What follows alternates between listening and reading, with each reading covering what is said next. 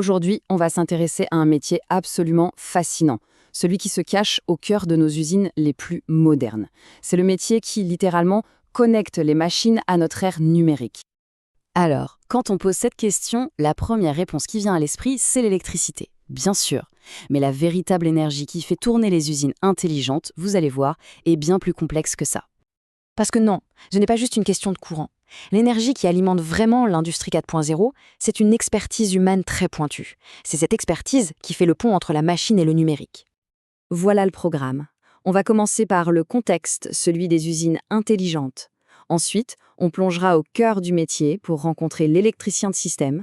On verra ses deux grandes missions, les compétences indispensables pour réussir, et on terminera sur les carrières possibles dans l'automatisation.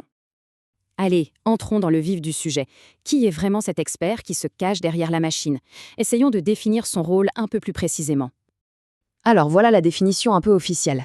Installer, maintenir, rétablir. Bon, ça c'est la base. Mais ce qui est vraiment intéressant, c'est la fin de la phrase. Les visées sont économiques, énergétiques et environnementales. Ça montre bien qu'on est à des années-lumière du simple câblage, pas vrai? Et concrètement, à quoi ressemble une journée? Eh bien, c'est très varié. On peut passer du temps en atelier à préparer tranquillement une armoire de commande et l'heure d'après être directement sur un site industriel pour une intervention. C'est un rôle qui demande clairement de l'autonomie, beaucoup de rigueur pour suivre les plans à la lettre et une bonne dose de flexibilité. En fait, si on schématise, le métier s'organise autour de deux grandes missions. Deux facettes qui peuvent sembler différentes mais qui se complètent parfaitement. D'un côté, on a l'installation.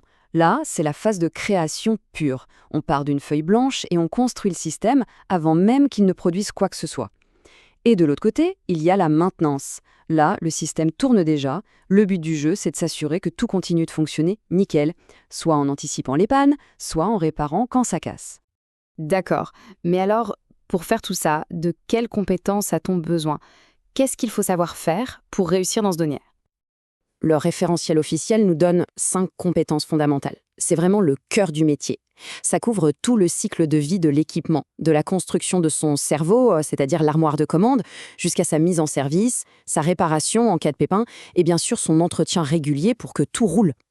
Et vous savez, pour vraiment mépriser toutes ces compétences, il y a une condition indispensable. Il faut parler le langage de l'industrie d'aujourd'hui.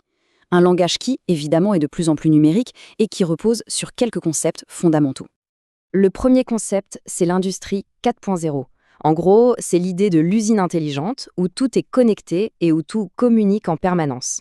Et dans ce grand puzzle, l'électricien de systèmes automatisés, c'est un peu l'architecte qui crée toutes ces connexions physiques. Au cœur de cette usine, on trouve les capteurs IoT. Il faut les voir un peu comme les 5 sens de la machine. C'est eux qui vont mesurer la température, la position. Et c'est le travail de l'électricien de les installer et de s'assurer qu'ils fonctionnent parfaitement, pour que la machine puisse nous parler et nous dire comment elle va. Et pour organiser toutes ces informations, on utilise un outil qu'on appelle la GMAO. C'est en quelque sorte le carnet de santé numérique de la machine. Chaque intervention, chaque réparation, tout y est noté. C'est bien la preuve que ce métier est aujourd'hui autant basé sur la donnée que sur le savoir-faire manuel. Ok, tout ça est très intéressant, mais concrètement, ça mène où? Quelles sont les opportunités de carrière quand on a cette qualification en poche? Eh bien, les débouchés sont assez larges. On va retrouver ces professionnels chez les fabricants de machines ou bien directement dans les usines de production, au cœur de l'action. Et il y a aussi toutes les sociétés de services qui interviennent chez différents clients, et ça peut même être dans le secteur public. Côté intitulé de poste, ça peut varier un peu, électricien de maintenance, dépanneur d'équipement, mais ce qu'il faut retenir, c'est que le point commun, la clé, c'est vraiment cette spécialisation dans les systèmes automatisés. Donc si on devait résumer tout ça, on pourrait dire que ce métier est vraiment à la croisée des chemins. C'est un rôle hybride, pile à l'intersection entre le monde de l'ingénierie électrique et celui de la technologie numérique. Il ne s'agit plus seulement d'être un expert du courant, mais de comprendre comment ce courant donne vie à des systèmes intelligents et connectés. Alors, la question se pose. Parce qu'il ne faut pas l'oublier, derrière chaque innovation, derrière chaque usine optimisée, il y a des experts qui transforment les plans en réalité concrète. On voit bien que c'est un métier qui fait bien plus que brancher les câbles.